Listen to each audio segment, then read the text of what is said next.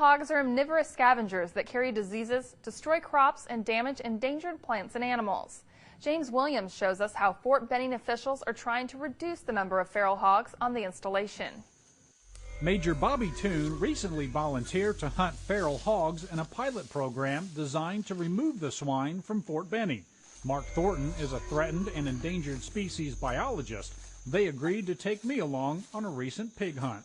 It was soon after our 3-mile hike through the woods began that I realized something. These guys know what they're doing. This is all fresh pig sign right here where the pigs have been digging. They've been feeding along the side of this bank right here. They tear the ground up like that. That's probably the smell that we smell. I also soon realized that I didn't want to find out the origin of that smell. Yes, that is what you think it is. Now, Bobby was just joking around, I think. But seriously, he knows how to track pigs. It smells like pig, doesn't it? Locally, Bobby is known as the Pig Czar. He harvested 65 last year alone. Something's moving over there in the palmettos. Let's go this way right here. Be real quiet. Mark estimates that there are about 6,000 feral hogs on Fort Benning. It's invasive, and they take the resources from the native wildlife. So there are no benefits, and they're very destructive. Probably the worst invasive species we have.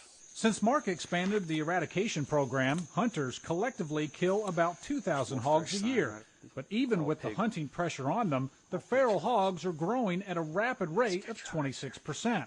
So Mark created a pilot program this summer that lasted about 2.5 months.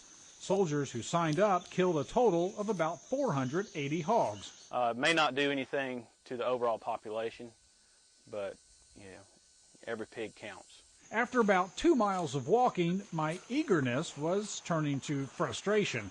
But then, I think it's a log up underneath that tree branch hanging out. a false alarm. We failed to find a single feral hog on our hunt, but we met up with a student from Auburn University who traps and studies them on the installation. Rob Holtfretter monitors the hogs' movement patterns, examines their genetics, determines control methods, and tests traps. And we'll catch that same pig, we call him Spot. We'll catch him in several different traps during the week, and we just let him go every time. That big contraption around Spot's neck is a GPS collar used for tracking. This helps Rob determine if the hogs are hanging around the same locations or are colonizing new areas on the installation. Clearly, Spot is irritated and ready to return to the wild. He's now free to go, just as soon as he finds the door. See Spot, run. Run, Spot, run. James Williams, Fort Benning, Georgia.